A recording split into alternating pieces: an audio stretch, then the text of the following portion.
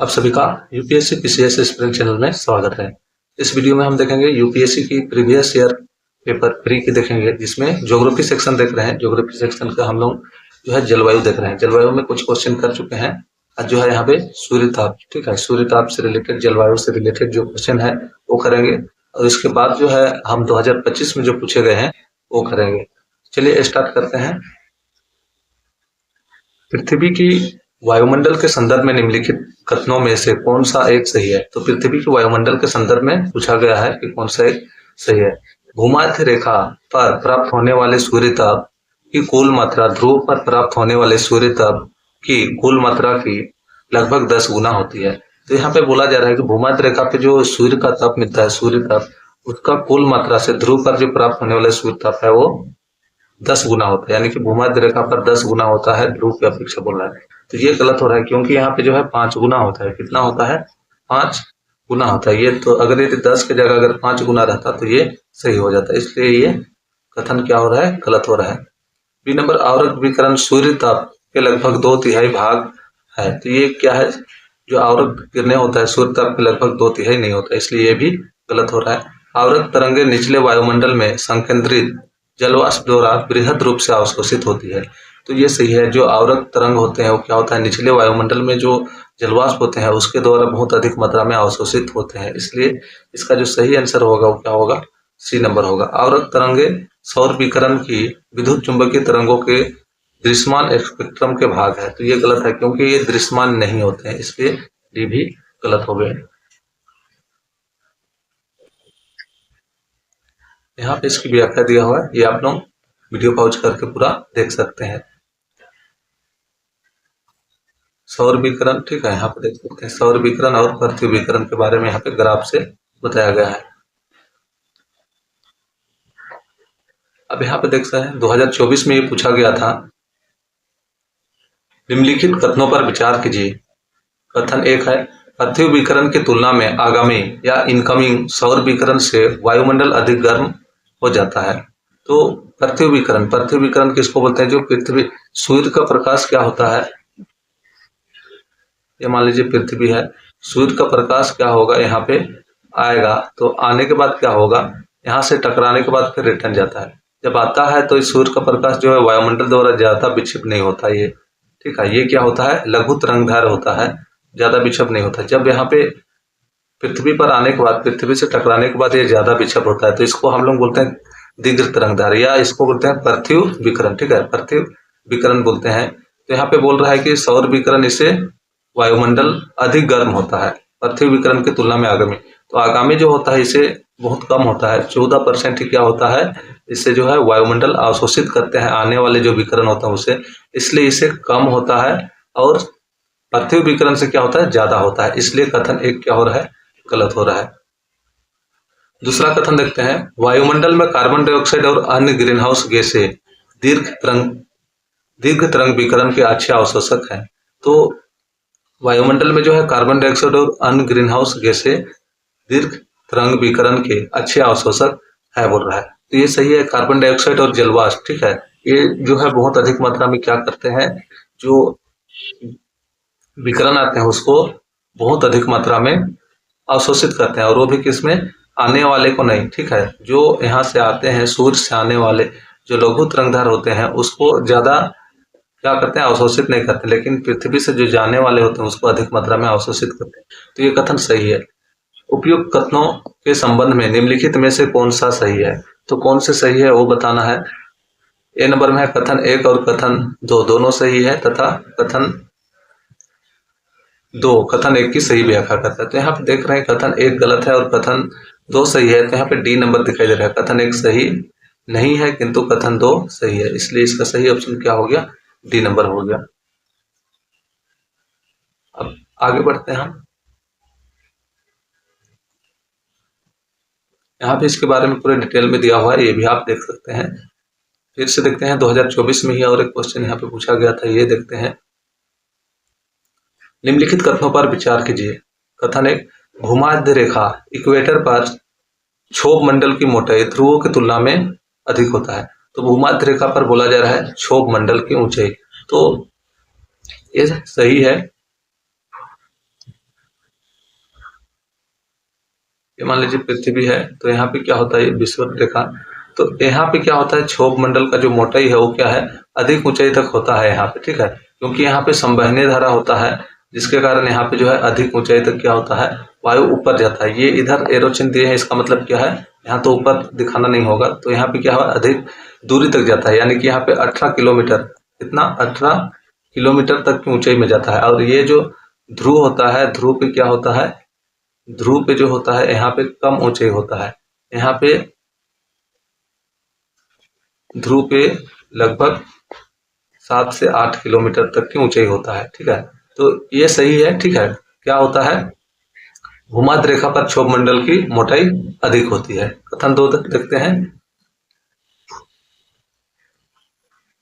कथन 2, भूमध्य रेखा इक्वेटर पर प्रबल संवहनीय धाराओं द्वारा उष्मा को अधिक ऊंचाई तक ले जाया जाता है। तो ये भी सही है, क्योंकि यहाँ पे क्या होता है, अधिक मात्रा में क्या होता है,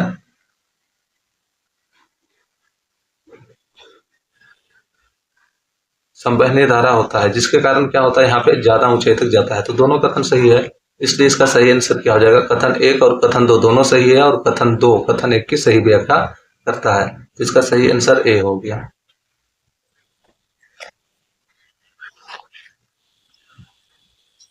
आगे देखते हैं हम लोग, यहाँ पे इसके बारे में डिटेल दिया हुआ है, ये आप देख सकते हैं। यहाँ पे देख सकते हैं ऑल इंडिया टेस्ट सीरीज, जो टेस्ट कोड है 4141, ठीक है, 2024 वाला। इसमें क्या है, विजन आईएएस के द्वारा ये क्वेश्चन पूछा गया था, जो क्षोभ मंडल से रिलेटेड था। फिर से 2024 में देख सकते हैं, यहाँ पे जनवरी माह में समतापी रेखा मानचित्रों आइसोथर्मल मैप से प्राप्त कौन सा या कौन से निष्कर्ष सही है। तो यहाँ पे जनवरी माह के संदर्भ में बोल रहा है, समताप रेखा है। यहाँ पे समताप रेखा थोड़ा सा देख लेते हैं, समताप रेखा क्या होता है। समताप रेखा जो होता है, दो तापमान जो समान तापमान वालों को मिलाने वाला होता है। तो समुद्र, मान लीजिए यहाँ पे क्या है, समुद्री भाग, ठीक है। तो समुद्र में जो है, समुद्र जो है देर से गर्म और देर से ठंडा होता है। तो जनवरी माह यानी ठंडे का महीना है, तो जिसके कारण यहाँ पे समुद्र में क्या होगा, अधिक गर्मी होगी। तो ये क्या होगा, उत्तर की ओर विक्षेपित हो जाएगी। क्या होगा, उत्तर की ओर ये विक्षेपित हो जाएगा। और दूसरा जो है, अगर यदि लैंड पे आएगा, ठीक है, महाद्वीप पे आएगा, तो ये क्या होगा, विषुवत रेखा की ओर यानी कि दक्षिण की ओर विक्षेपित हो जाएगी। इससे रिलेटेड 2025 में भी क्वेश्चन पूछा गया था, वो भी हम लोग देखेंगे, ठीक है, नेक्स्ट वीडियो में वो देखेंगे। तो इस प्रकार क्या होता है, अगर यदि समताप रेखा है दो समान ताप को, जैसे यहाँ पे 23 डिग्री है, यहाँ पे 23 डिग्री है, यहाँ 23 डिग्री है, तो इसको मिलाने वाला है, इस प्रकार जो जाएगा, ठीक है, यहाँ से यहाँ ऐसे। तो इसको हम लोग दो समान तापमान को मिलाने वाले रेखा को, दो या दो से अधिक समान तापमान को मिलाने वाले रेखा को समतापी रेखा या समताप रेखा कहते हैं। तो यहाँ पे बोल रहे हैं समताप रेखा है महासागर के ऊपर उत्तर की ओर। तो समताप रेखा क्या होता है, जनवरी में क्या होता है, ठंड रहती है, तो उत्तर की ओर। महाद्वीप में क्या होगा, दक्षिण की ओर, विषुवत रेखा की ओर मुड़ जाएगी, ठीक है। तो इस प्रकार क्या होगा, ये समुद्र से जैसे ये लैंड है, तो यहाँ पे जो है लैंड से क्या होगा, इधर जाएगा समुद्र में, समुद्र से फिर लैंड में जाएगा, तो फिर ऐसे आएगा। तो इस प्रकार जो होता है, समुद्र में क्या होता है, उत्तर की ओर जाता है, और जैसे महाद्वीप आता है वो क्या होता है, विषुवत रेखा की ओर यानी कि दक्षिण की ओर मुड़ जाता है। तो ये कथन तो सही है। दूसरा कथन देखते हैं हम लोग, शीत महासागरीय धाराओं, गल्फ स्ट्रीम और उत्तरी अटलांटिक अफवाह की उपस्थिति उत्तरी अटलांटिक महासागर को शीतल बनाती है और समताप रेखा उत्तर की ओर मुड़ जाती है। एक गलत यहाँ पे शीतल दे दिया, इसलिए यहाँ पे क्या है, गर्म बनाती है, ठीक है, इसलिए गलत हो जाता है। गर्म बनाती है इसलिए क्या होता है, समताप रेखा जो है उत्तर की ओर मुड़ जाती है। तो यहाँ पे दिया क्या, शीतल दिया, इसलिए कथन गलत हो जा रहा है। नीचे दिए गए कूट का प्रयोग कर सही उत्तर का चयन करें। तो केवल एक सही है, इसलिए इसका सही आंसर क्या हो जाएगा, ए हो जाएगा। आगे इसका देखिए, इसका स्रोत जो दिया हुआ है, ठीक है, भौतिक भूगोल के मूल सिद्धांत दिया है, पृष्ठ संख्या 71, ये देख सकते हैं। यहाँ पे इसके बारे में डिटेल में दिया हुआ है, ये आप देख सकते हैं कैसे कैसे होता है। यहाँ पे जो है समताप रेखा यहाँ पे दिया हुआ है, देख सकते हैं। समताप रेखा ये क्या है, यहाँ से इधर जा रहा है लैंड में, ठीक है, जैसे समुद्र में जा रहा है, ये देख लीजिए ऊपर जा रहा है, फिर लैंड में नीचे ऐसे। तो यहाँ पे देख सकते हैं, यहाँ से इस प्रकार लैंड में क्या हो रहा है, नीचे की ओर आ रहा है यानी कि दक्षिण की ओर, और जैसे ही महासागर में जा रहा है ये ऊपर यानी कि उत्तर की ओर जा रहा है। तो समुद्र में क्या होता है, ऊपर की ओर यानी कि उत्तर की ओर जाता है, और महाद्वीप में क्या है, नीचे विषुवत रेखा की ओर यानी कि दक्षिण की ओर आता है। ये भी देख सकते हैं, ये भी क्या है, विजन आईएएस की जो है ऑल इंडिया 2024 की प्रीलियम टेस्ट सीरीज 4141 में ये भी क्वेश्चन शामिल किया गया था। नेक्स्ट जलवाष्प से रिलेटेड, ये भी 2024 से है। जलवाष्प के संदर्भ में निम्नलिखित में से कौन सा या कौन से कथन सही है? या एक गैस है जिसकी मात्रा ऊंचाई के साथ घटती जाती है। सही है, जलवाष्प की मात्रा ऊंचाई के साथ, हम जानते हैं ऊंचाई के साथ क्या होता है, तापमान में कमी होता है। तो ये क्या है, एक गैस है जिसकी क्या होता है, ऊंचाई के साथ धीरे धीरे ये घटती जाती है। तो ये सही है। ध्रुव पर इसका प्रतिशत अधिकतम होता है। ध्रुवों पर अधिकतम नहीं होगा, क्योंकि ध्रुवों पर जो है अधिक जलवाष्प क्या है, टेम्परेचर कम होता है, जिसके कारण जलवाष्प कम मात्रा में बनता है। तो ये गलत हो रहा है, ठीक है, क्योंकि विषुवत रेखा पे टेम्परेचर ज्यादा पड़ता है, और वहां पे रोज ही क्या होता है, 2 से 4 के बीच में संवहनीय धारा के कारण वहां पे रोज वर्षा होती है 2 से 4 के बीच में। तो जलवाष्प जो होता है ध्रुव पर ज्यादा होता है, और सॉरी ध्रुव पर नहीं, विषुवत रेखा पे ज्यादा होता है, और ध्रुव पर क्या होता है, कम होता है। इसलिए ये जो है कथन नंबर 2 क्या हो रहा है, गलत हो रहा है, और एक सही है। तो दिए गए कोड का प्रयोग कर सही उत्तर चुनिए। सही उत्तर चुनने बोला था, तो केवल एक इसका सही आंसर है। इसका भी यहाँ पे डिटेल्स में यहाँ पे व्याख्या क्या हुआ ये भी देख सकते हैं, इसका भी स्रोत देख सकते हैं। तो ये भौतिक भूगोल के मूल सिद्धांत, पृष्ठ 64 से 73 के बीच में ये देख सकते हैं। प्रश्न क्यों पूछा गया था? यूपीएससी द्वारा अक्सर अभ्यर्थियों की अवधारणात्मक समझ का परीक्षण किया जाता है।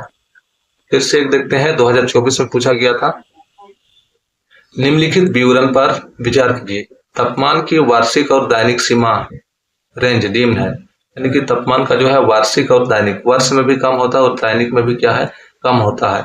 वर्ष भर वर्षा होता है। अगर यदि यहाँ देखें हम विषुवत रेखा पे वर्ष भर वर्षा होता है, लेकिन तापमान का वार्षिक और दैनिक सीमा रेंज जो है निम्न होता है, बोल रहा है ये नहीं है। वर्षण की भिन्नता 50 सेंटीमीटर से 250 सेंटीमीटर के मध्य होता है।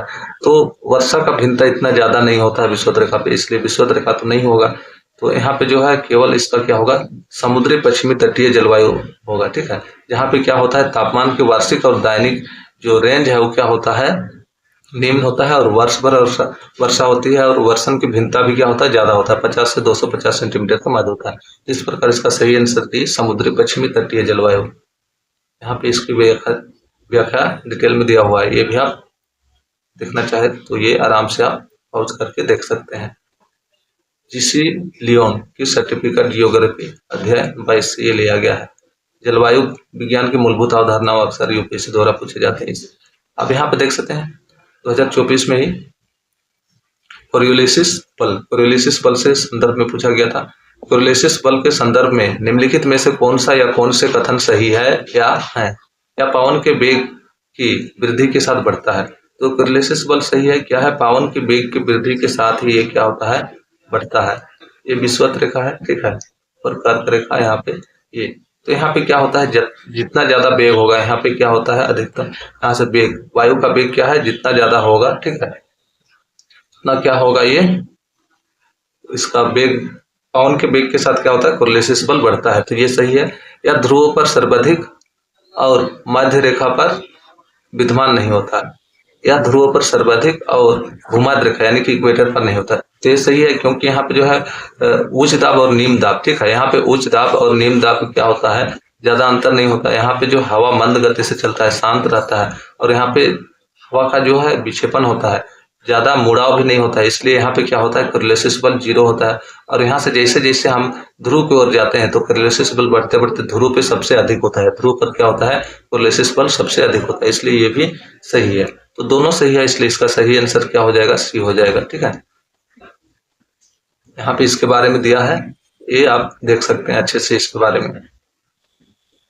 तो इतना ही जलवायु से रिलेटेड 2024 तक में इतने थे, और 2025 की जो है जलवायु से रिलेटेड लगभग 4 क्वेश्चन पूछे गए थे, वो क्या करूंगा उसका भी अलग से 2025 में जो था उसका वीडियो आज शाम तक में अपलोड हो जाएगा, ठीक है, तो वो करेंगे। उसके बाद हम लोग क्या करेंगे, ज्योग्राफी की अगला सेक्शन जो है पृथ्वी एवं सौर मंडल की, ठीक है, पृथ्वी एवं सौर मंडल, इससे 3 प्रश्न पूछे गए थे, ये करेंगे, या तो पॉलिटी करेंगे। तो आप लोग कमेंट सेक्शन में कमेंट करके कर दीजिएगा, कंटिन्यू ज्योग्राफी रखें या पॉलिटी का भी कर लें, ठीक है।